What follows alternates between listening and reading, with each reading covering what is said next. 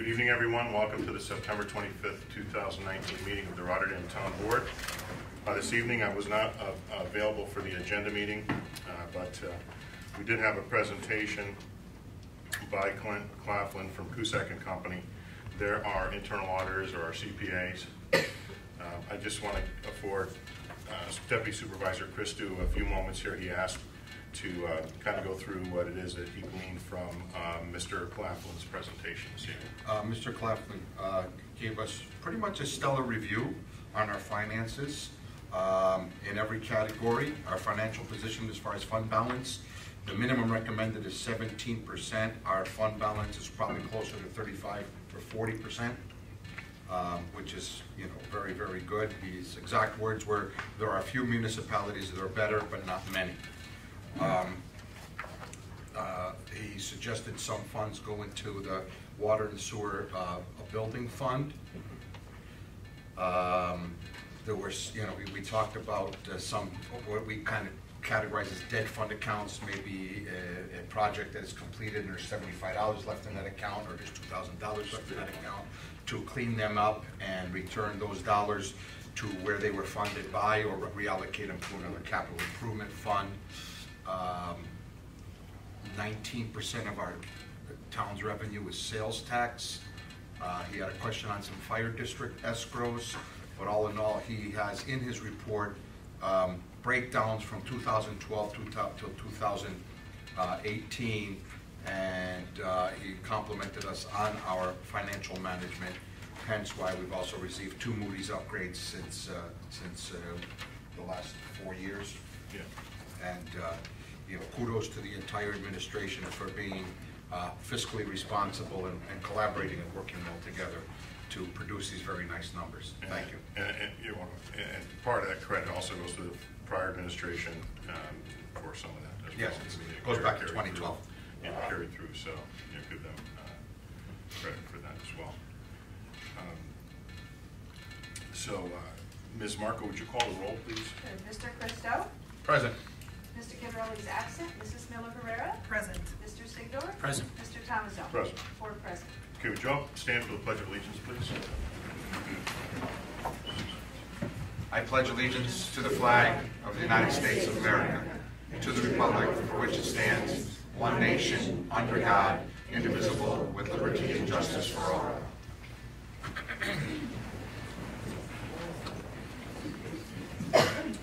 So our first order of business tonight is a town board presentation of proclamations to the Capital District Young Pipe Band. Ms. Miller-Herrera, would you get up, and we're going to hear some music first, and then we'll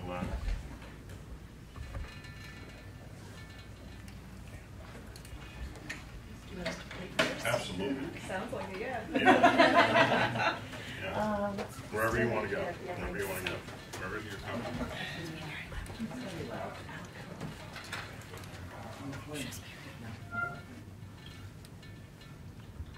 By the way, I just want to say it's a real honor and pleasure to be here this evening. We've had many students from Rotterdam over the years in the Capital District Youth Pipe Band. We used to be known as the Scotia Glenville Pipe Band. We started in Scotia about 28 years ago. So we've always had members here from Rotterdam, and I thank you for having us here this evening. We're going to just play a couple tunes from one of our competition sets.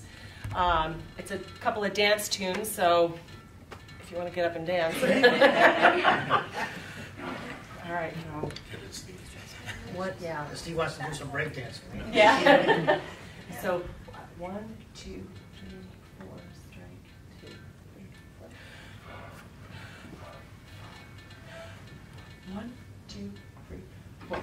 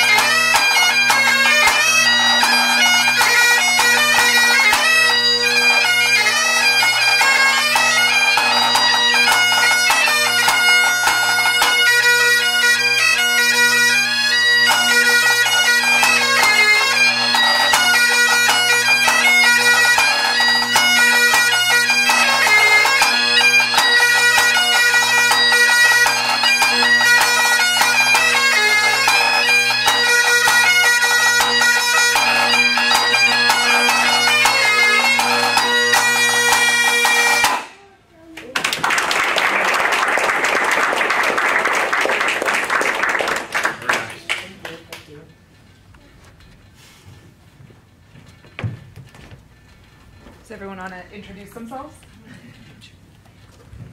Yes, my name is Maureen Connor. I'm the director of the Capital District Youth Pipe Band. This is my 25th year with the band. I'm Zoe Flansburgh. I'm Alec Flansburgh. Zoe and Alec have been in the band for several years now. They're kind of shy right here now in front of an audience, but they've been here in the band for several years already. Well, no more being shy because you guys are world champions, right? Yes. You want it, show it off. Okay.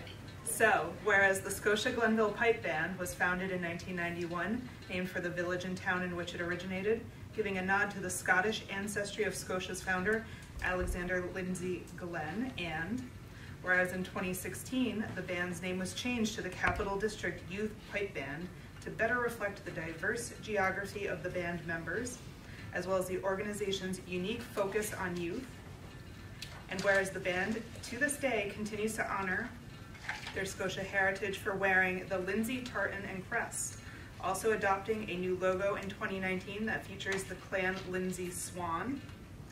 And whereas the band has competed 5 times at the World Pipe Band Championships in Glasgow, Scotland, most notably in 2012 when they won their first World Champion title, and again in 2019 when they won their second World Champion title, as well as Best Drum Corps in Grade Novice Juvenile B, which I believe your shirts say, right?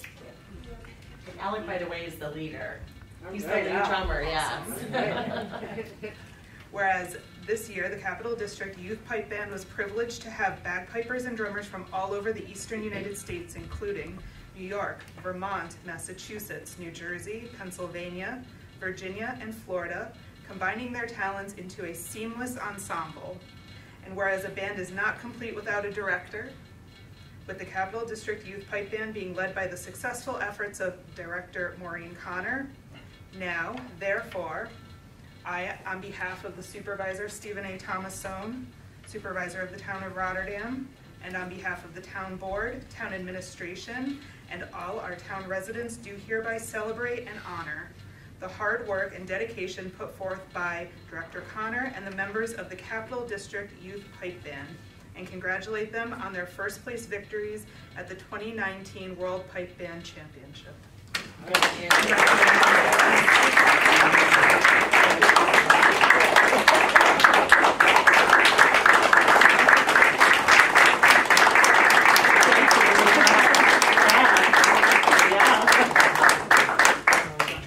I didn't mean to interrupt, but I wanted to point out that interrupt. yeah, it's very special that Alec, he's in 7th grade at the middle school, and he's the lead drummer of a really awesome drum corps.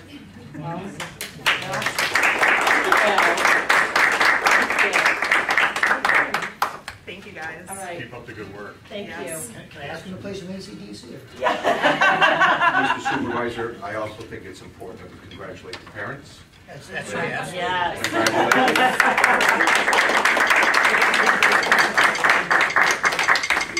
Thank you very much. You gonna play us off? Yeah, we'll play us off. Awesome. All right. Ready? Band, it's my quick march.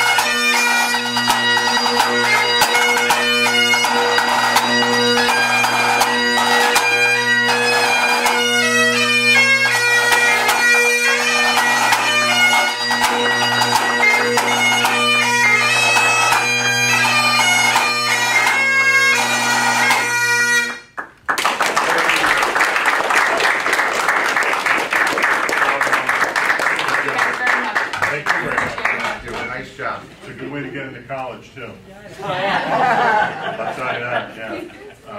Yeah, but they don't like when you practice bagpipes. I wish I went. I should have gone to school. It's happening all the time. My daughter They was like you Iona. practice We anything. heard them every time they had a Okay. Right. So next, You have to follow that up somehow. So I know, and you will. So we have a comprehensive plan scope presentation by Jacqueline Hex from the MJ Engineering and Land Surveying PC. Just to give the public some background, the Comprehensive Plan Committee, I was at some of the, I'll call it presentations and interviews. I think Mr. Christou was there, a couple of other board members came in and out.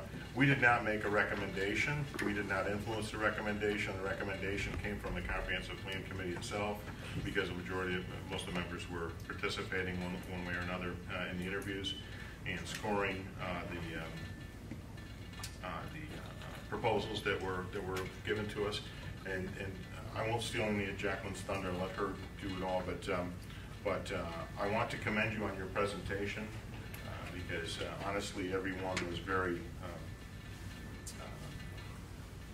I can't say, always the word unanimous is difficult, but universal in their compliments to you on how you presented, the way that you thought through the process, and more importantly, how you wanted to engage the public in helping us produce a vision for the town. So, Well, thank you, Supervisor. And I'm really not sure how to follow up with that. So we'll bring things down a little bit. Well, I am Jackie Hakes from MJ Engineering, and I am the Director of Planning Services at MJ Engineering. We're based in Clifton Park. We've been in business for about 40 years doing engineering, land surveying, and planning. And I'm very pleased to be here to speak to you, and I know I haven't had the opportunity to meet all of the board members yet, so I'm going to go through very briefly our approach to your comprehensive plan update, and happy to answer any questions that you might have. So we really view a comprehensive plan as setting the framework for the future of your community. Addressing things around land use, transportation, recreation, open space, housing, whatever issues that your community is facing as you're growing, we want to understand what those are in terms of an existing conditions and a current state. And then we want to understand what the community as a whole wants for that future state, your desired state. Where do you want to be in the next 5 to 10 years? And then we want to understand how are you going to get there, and we will help map that out through the comprehensive planning process with you. We've identified 7 tasks to be able to achieve that over a 15-month proposed schedule, and that involves everything from what we call project coordination. So that would be working with your comprehensive plan committee to keep things on track and to continue moving forward through this process. That involves an extensive public engagement process where we have identified a number of different ways to engage the community, whether it's pop-up stations in a neighborhood, a project website, interactive open houses and workshops, stakeholder meetings where we're meeting with specific groups around topic areas to really dive a little deeper into the issues and understand what the opportunities are. We do an existing conditions inventory, and then we pull it all together and start to draft vision and goals. And what's really critical and what we believe very strongly is that your comprehensive plan needs to be a community-based, consensus-based document. That's what we believe very strongly. We are the facilitators of the process to help you get there, but it really needs to be a community-supported document. That is critical to the implementation. Once you have a comprehensive plan, it's important that it not just sit there. It's important that it be a living, breathing document that helps to move you toward that vision that you help to identify. So that's what we are doing. We also have included in our scope to assist you with the adoption process. So ultimately, the comprehensive plan process will take about 12 months, about a year. That's what we're proposing. And a good portion of that community engagement will happen in the first portion of that so that we can really start to set that vision. And then generally the adoption process, the most efficient that I've seen communities go through that is about 3 months by the time you get through State Environmental Quality Review Act, the County Planning Board review, scheduling, timing, that sort of thing. So that's what we have proposed. We are ready to go and eager to get started and help you with this. And with that, I'm happy to answer any questions that you might have. Jackie, one of the things that was brought up during our agenda review meeting is, so you're talking a timeline of 12 to 15 months, okay? Let's give it the benefit of the doubt and say it's 24 months. Well, within that 24 months, development is going to continue in our municipality. We don't want to come to a screeching halt. Do you have a plan where you will be able to avail yourselves to us, so as something comes through, you know, we can say, listen, this has come before us, you know, we can't wait 2 years to tell them yes or no. Give us some input so we know how to, you know, do we like where they're coming with this project? Do we direct them to another part of town? Is that part of your scope? That's a tricky question to answer, but here's how. Yes, here's how we have worked with communities in the past for that issue. If there are critical land use issues that are coming before your planning board or zoning board as we're going through this process, we want to know and understand that, so that when we're going through the comprehensive planning process, we can help address that moving forward. Generally, the way the comprehensive planning process works is that we really don't address projects in the pipeline because they are assuming they are following the current zoning and the current regulations that you have in front of you. It's limited in terms of the planning process. However, if a potential applicant understands that this process is ongoing, many in what I've seen in past communities have been proactive in engaging themselves in the process to understand what the town's vision is and trying to adjust to meet what that future vision might be. Yeah, I think the question was posed from the perspective somebody needs a variance. Mm-hmm. Well, is that variance going to flow within our comprehensive plan, which is going to be in the works? So, you know, I guess the bottom line is we have to make sure the left hand knows what the right hand is doing. That's the best approach. And I don't want to put words in your mouth, but basically we go through the same process that we do now, the planning commission making a recommendation, or us, the town board basically pushing a recommendation or asking for a recommendation from the planning commission. You know, I think that whatever learnings we get from the workshops and so on, you know, Peter Comenzo is going to have that information pretty much immediately. He'll be engaged in the process as well as our town, you know, because he is our town planner. Also, the comp plan committee itself is not going anywhere, you know, so those folks will be engaged also. And so I hear what you're saying, and I think that it's a great question. But the one thing is that this process, as a comprehensive plan update, is not to usurp the planning commission authority. You see what I mean? So, but again, I think the that issue was posed more in a, should we be looking at halting all development while this ridiculous. goes on? Yeah. And my input was that it doesn't need to halt. We should be looking at it thoughtfully and communicating it to the engineers who are helping us and assisting us, so that we can be sure that things continue to be consistent with the long-term goals of the comprehensive plan. And you know, one way that we try to ensure that that communication is happening is we do have stakeholder group meetings specifically with planning board, zoning board, zoning enforcement officials to understand that. We just did that in another community on Tuesday that we are having, that we're assisting through the comprehensive planning process. And so candid conversations about, you know, what the issues are that they're seeing coming before them is really important for us to be able to help facilitate that process. Thank you. Anyone else have questions? No. Well, Jacqueline, thanks for taking the time out to come here this evening, and we look forward to your engagement with the people of our community, and thanks very much. Great, Thanks. thank you very much. Okay, Jim Mastriani. Jim, how are you? Good, how are you? Good, sir. Good. Come on up. And Good evening, everybody. I'm Jim Mastriani. I'm from Gem Inc., and we're the folks who've been administering our Housing Choice Voucher Program since 1977. So my organization, that's what we do. We administer Housing Choice Voucher Programs. We do it in more than 9 counties, 200 communities. We help more than 3,000 families. You know, I'd be saying, well, what is this Housing Choice Voucher Program? And it's HUD's major program to help the elderly the disabled, and low-income families afford safe, sanitary, and decent housing. And how's that done? Well, we subsidize a portion of the rent. And it's an income-based program. And so every 5 years, we create HUD requires that we create a PHA plan that lists our goals.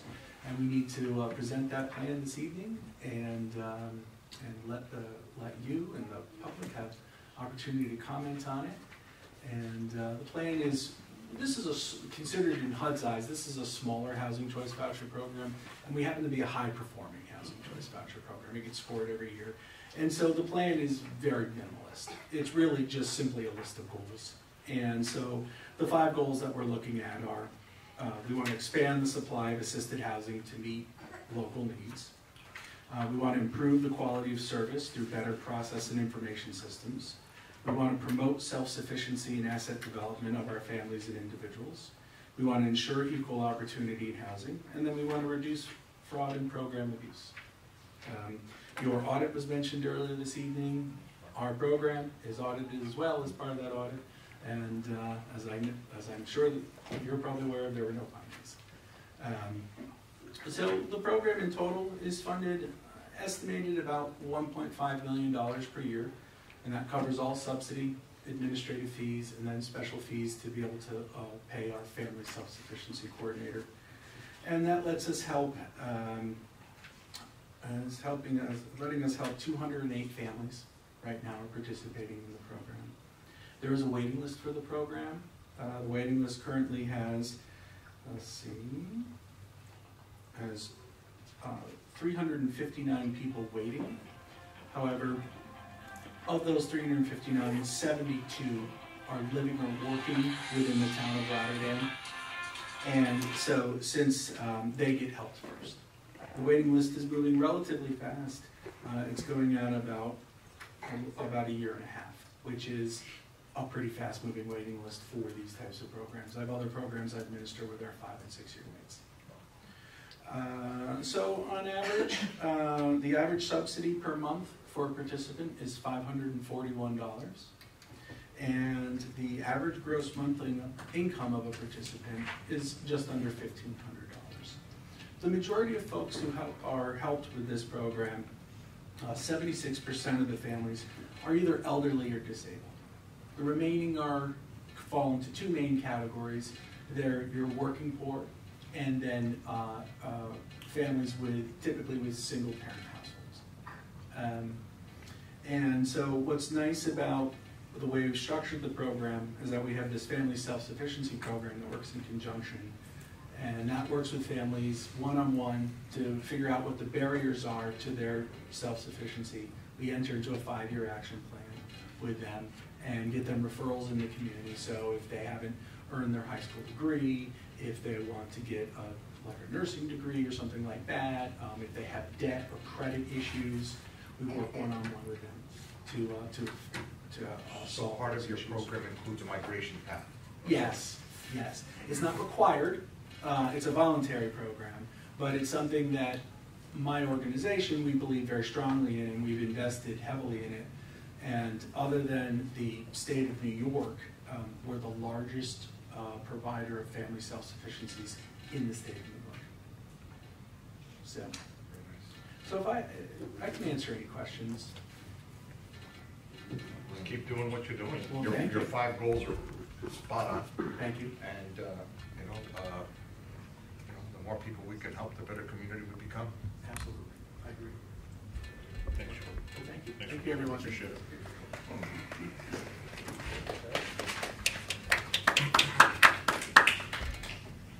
Okay. Do we have anyone under public comment? No.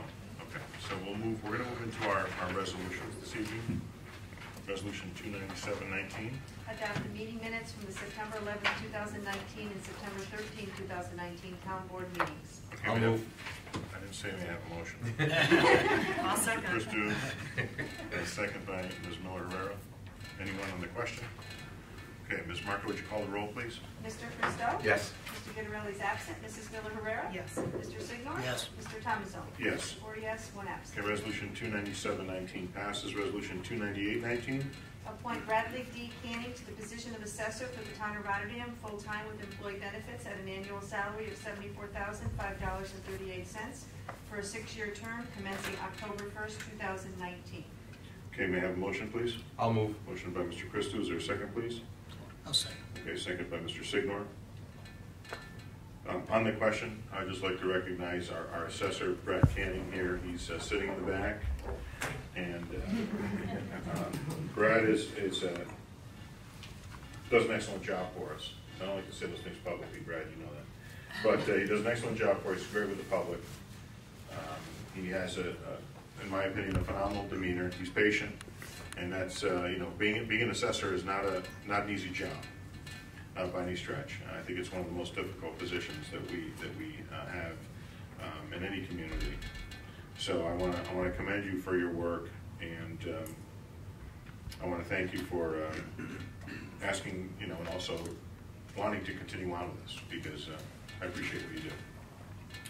So we have a motion by Mr. Christo and a second by Mr. Signor. Ms. Marco, would you call the roll, please?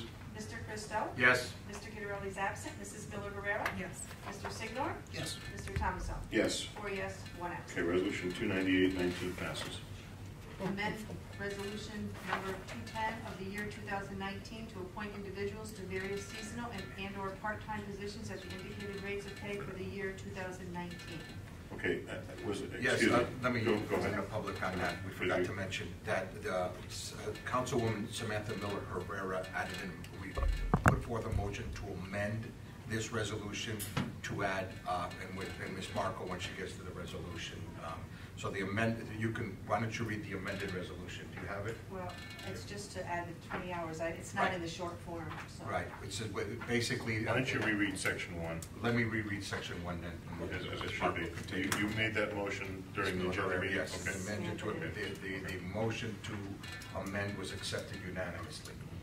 The Town Board of the Town of Rotterdam hereby amends resolution number 210 of 2019 to include the following individual appointed with the indicated rate of pay on an as-needed basis as directed by the supervisor or his designee with no employee benefits not to exceed 20 hours a week for the year 2019 as follows.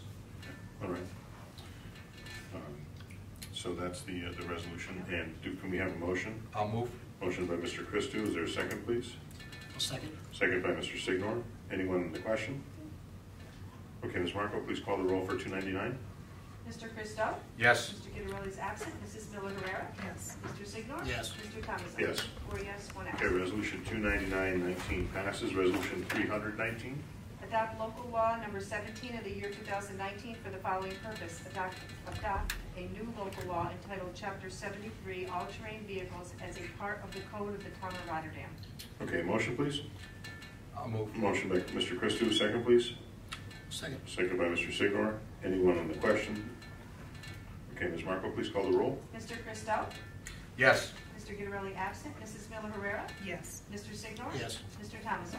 Yes. 4 yes, 1 absent. Okay, resolution 319 passes. Resolution 301-19. Authorize the supervisor to execute a contract with MJ Engineering and Land Surveying PC, 1533 Crescent Road, Clifton Park, New York, 12065, for professional consulting services related to the Town of Rotterdam Comprehensive Plan in an amount not to exceed $116,300. Okay, motion, please. Mr. Supervisor, I'll move. Motion by Mr. Christo. Second, please. Second. Second by Mr. Signor. Anyone on the question? Okay, Ms. Marco, please call the roll. Mr. Christo? A very enthusiastic yes. Mr. Guidarelli absent. Mrs. Miller-Herrera? Yes. Mr. Signor? And even more enthusiastic, yes. Mr. Thomason? Yes. 4 yes, 1 absent. Okay, resolution 301-19 passes. Resolution 302-19. Authorize the supervisor to execute a lease agreement with Verizon Wireless, 1 Verizon Way, Mail Stop, 4AW 100, Basking Ridge, New Jersey, 07920, for the use of the Water District Number 5 water tower located on Bernard Street for cellular equipment. Okay, may I have a motion, please? I'll move. Motion by Mr. Christo. A second, please. Second. Second by Mr. Signor. Anyone on the question? Mr. Supervisor, the discussion came about in the meeting that there is an attached contract, but that number we feel you should we're giving you the authority to negotiate that number, maybe even a little bit better. So we figured we'd do some research on what other municipalities are charging, but basically we clarified that we're not authorizing you to sign this contract, but we're authorizing you to enter into an agreement. Okay, all right. Well, I'll work on that with our town attorney, and we'll move forward on that. So we have a motion by Mr. Christou and a second by Mr. Signor. Anyone else on the question? Okay, Ms. Markle, please call the roll. Mr. Christou? Yes. Mr. Guidarelli absent. Mrs. Miller Herrera? Yes. Mr. Signor? Yes. Mr. Thomasson? Yes. 4 yes, 1 absent. Okay, resolution 302-19 passes. Resolution 303-19. Authorize the supervisor to execute a contract with Time Warner Cable Northeast LLC, DBA Spectrum, 20 Century Hill Drive, Latham, New York, 12110, for high-speed internet at multiple town buildings. Okay, may I have a motion, please? I'll move. Motion by Mr. Christou. Is there a second, please? Second. Second by Mr. Signor. Anyone on the question? Okay, Ms. Markle, please call the roll. Mr. Christou? Yes. Mr. Guidarelli absent. Mrs. Miller Herrera? Yes. Mr. Signor? Yes. Mr. Thomasson? Yes. 4 yes, 1 absent. Okay, resolution 303-19 passes. Resolution 304-19. Reject all prior bids received in response to requests for bids for repairs at the Rotterdam Senior Center, advertised pursuant to resolution number 146.19, passed on Wednesday, May 18, 2019, and opened on Wednesday, June 10, 2019. Okay, may I have a motion, please? I'll move. Motion by Mr. Christou. Is there a second, please? I'll second. Second by Mr. Signor. Anyone on the question?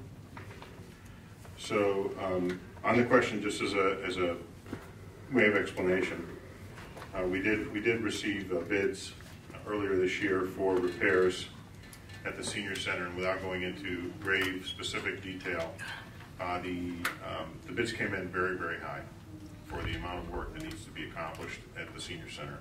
And for those of you who've been to prior meetings, you've heard basically the same conversation, but I think it's worth repeating. The mechanicals, the electrical, the plumbing in that building, some of it's 100 years old or older. Even some of the newer, we'll call it electrical or plumbing, is not adequate. Fixtures, everything else that needs to be replaced there. So this is going to be a very expensive project. We also had dealings with the insurance company, and the claim that we had, what they were offering us, in our opinion, and the opinion of our staff, and also the architect involved, was that number was inadequate for the extent of the damage to the building. Mr. Supervisor, is it also fair to say that with this new bid packet, there'll be some tighter specs which should avail us a better opportunity for better pricing? Yes, but at the same time, obviously we pay prevailing wage with this contract, as we do with all of our public contracts, and we also have. We're entering a time when I don't really know exactly how the construction market is right now, and who's busy and who isn't, all those kinds of things. So we are hopeful that we will have a better and tighter number. But what is contained in the new bid has nothing to do with this resolution. Obviously, we're rejecting the old bid. Is more specific materials, more specificity on what it is that needs to be replaced and where and so on. So that's why we believe we'll have a better opportunity. And then also, just to go back to a couple of other things. So besides the insurance recovery, that we don't know what the number is yet, but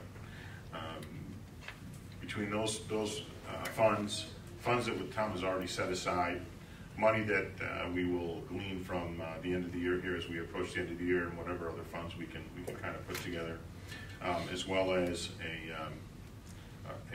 grant that Senator Amador secured for the town some 3-4 years ago. All that money collectively is what's going into the improvements and basically the rehabilitation of that building. It's very there's sections there that are very unsafe, that are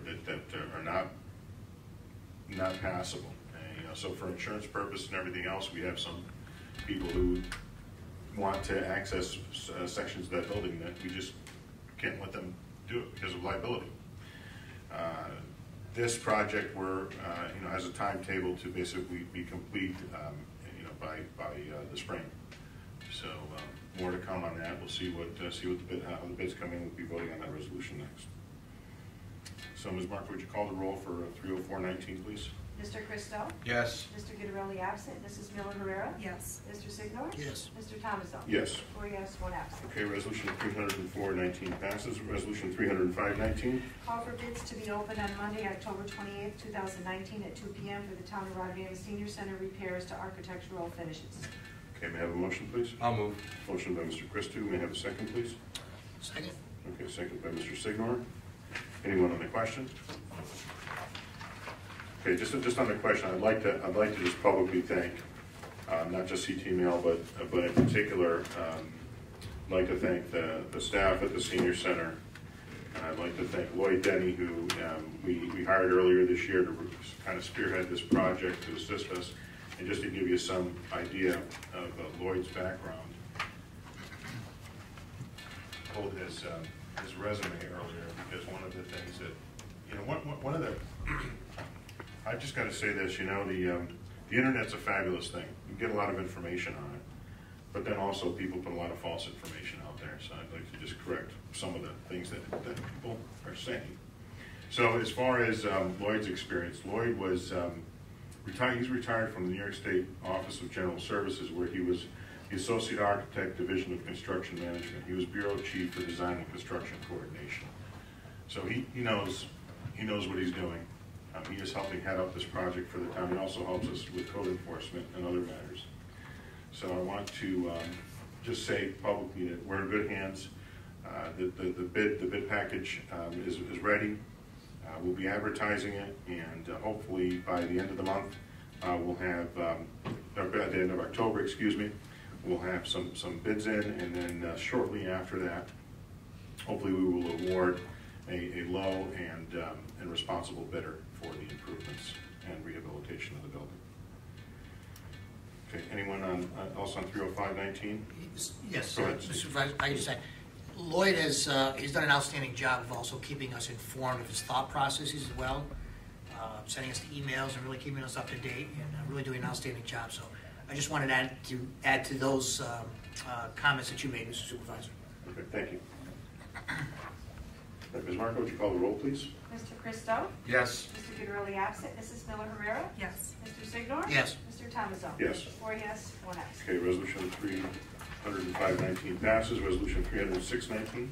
Accept the 2018 audit report from Kusick and Company, Certified Public Accountants, LLC, at 7 Airport Park Boulevard, Latham, New York, 12110. Okay, may I have a motion, please? I'll move. Motion by Ms. Miller Herrera. Is there a second, please? I'll second. Second by Mr. Christou. Anyone on the question?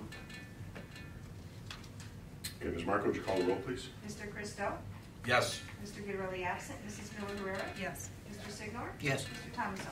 Yes. 4 yes, 1 absent. So we had kind of anticipated having a budget workshop this evening, but board members are still working with department heads and coming up with some potential modifications to the draft that I have presented tonight. And we have, I gave out some drafts to folks, and there's a few more up here if you're interested. This is not a final, this is basically a work copy. It's not a final budget by any stretch of the imagination. There will be other changes. But I just want to clarify or highlight a few things for you, just to give you some idea of kind of the process. So annually, what we do is when I say we, the town comptroller and I and other staff meet, and basically the department heads all receive work papers. And so from those work papers, they go through and mark up and make some recommendations or proposals and things that they would like to see for the coming year. I then meet with some department heads. The board members meet with department heads as well. And I have the responsibility to really go through and act as the budget officer, and sometimes make hard decisions that to make changes to some of the asks and the proposals that are in the budget. One of the things, not to pick on any particular department, but there was one department where they wanted to purchase some vehicles, and I just said, can we look at what we have left over for this year, and we'll utilize that money to purchase those vehicles instead of putting it into next year's budget, because frankly, We have a tax cap that we have to stay in line with. If we don't do that, you don't get your star rebate checks. We don't have the luxury of that. And frankly, more importantly, from my perspective, our jobs are to continue to do what we're doing, which is to conservatively budget and then also plan for the future of the town. So a lot of the expense in the budget that you could imagine is personnel, it's fringe benefits, it's other costs like engineering fees, for example, like tonight for the comprehensive plan. There's a lot of costs there, and in this year we anticipate, because of our loss at the senior center and also with a couple of vehicles and a couple of accidents that involve town personnel, that our insurance costs are going to increase a bit this year, and so that's all been already basically has been thought through and is contained in that draft. The draft and I'm not going to go through every section, but the draft, basically the proposals and what department heads asked for amounted to just over $27 million, $27,100,000 and change.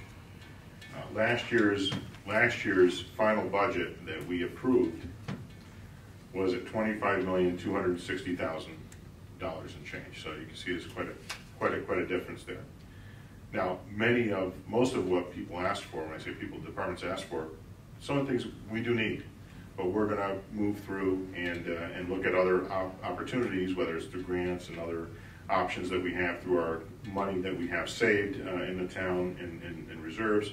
And we also have one of the things that, for example, that Deputy Supervisor Christou mentioned, had to do with setting aside money, which we have been doing for the last few years. We have created reserve accounts, special accounts for building repairs, special accounts for equipment purchases and other things. So we're there. We've already started that process in the last few years. So when we look to make some purchases, we're not trying to scrape money together. We're already banking on it.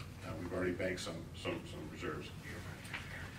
And so, looking at last year's budget of $25,260,000, the draft is at $25,508,000. So you're only looking at it's a $250,000, 1% basically difference.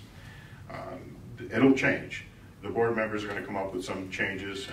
It may go up a little bit, it may come down a little bit, but that's where we are. Our biggest challenge really is on the fringe side. No different than any of you. Healthcare costs are through the roof. I don't like to talk about state or national politics at all when I'm talking about town business. But if there's one thing that they need to get a handle on is the healthcare costs and how we can bring that cost down for everyone. And hopefully they'll start doing that. But we're not in this budget. This budget does address, infrastructure improvements. It does address some staffing, and when I say improvements or enhancements to some positions in particular on the infrastructure side, water and sewer in particular. We do have a number of people retiring next year. So when you look at the draft and you see someone's salary should be, just use a number, $50,000. But there's $75,000 budgeted for that person for next year. Part of that is a buyout, or if you will, what they have achieved through vacation or maybe some other credits that they have, that money that we owe them. So it's not their salary, that's not their total, there's some other funds in there. And so there's a handful of positions that you'll see that as well. And if anyone has any specific questions, I'd be happy to answer them if you wanted to come to town hall and meet with me at some morning or even some evening. I'd be happy to go through it. But so the next thing that happens here from this point is that tomorrow at some point early in the morning I'll be meeting with our town comptroller just to kind of go through where we are to make sure that there's no real changes from what I've already drafted that she or one of her staff may have uncovered. And then on September 30th, what will happen is a preliminary budget basically is established and filed as a tentative budget with the town clerk. Once that is filed, it kind of starts a clock. And that clock then is where the town clerk has to present the budget to the town board. So on Wednesday, October 2nd, at 5:30 p.m. There'll be a special meeting here where the town clerk will present that budget to the board. From there, the town board can make other changes. You know, we can act as a body and list a bunch of changes, moving money from one general ledger, if you will, to another. And we would do those in one resolution, making potential changes to the budget. And then basically at the end of the day, what will happen is we will have to pass the budget no later than November 15th. I'm sorry, no later than November 20th. Excuse me. But we'll do. Hopefully, we will adopt the budget during the first meeting of November. Is when we typically have done it. So you can, if you want to come back for that meeting, you're welcome to do so. So at some point next month, we'll have an actual meeting regarding where the board is, where we are for the budget for 2020. But we make a commitment. We're committed to keeping us under the tax cap, and very importantly, moving the town forward and having progress in our community that brings in jobs and tax base and hopefully more opportunities, particularly for our young people. That's all I have there. Is there anything that any of you have this evening that you'd like to? Brief committee report. Yes, just please. let everybody know we're still active on the bicentennial committee and still soliciting any individuals who are interested in being part of that. If you are interested in joining us and being part of the committee, because we could use a lot of help, a lot of things we want to do. We want to do a really great job for our 200th anniversary. You can email me, and I will invite you to our next committee meeting. So feel free to email me on our website, and hopefully we'll get some people who are really interested in trying to launch our 2020 celebration. Okay. Anyone else? No? All right. I'll entertain a motion for adjournment. Mr. Supervisor, I move to adjourn. Okay. Motion by Mr. Christou. Is there a second, please? I'll second. Okay. Second by Mr. Signor. Anyone on the question of adjournment? I'm just kidding. All in favor for adjournment, say aye. Aye. Opposed? Okay, the ayes have it. We're adjourned. Thank you very much for coming this evening.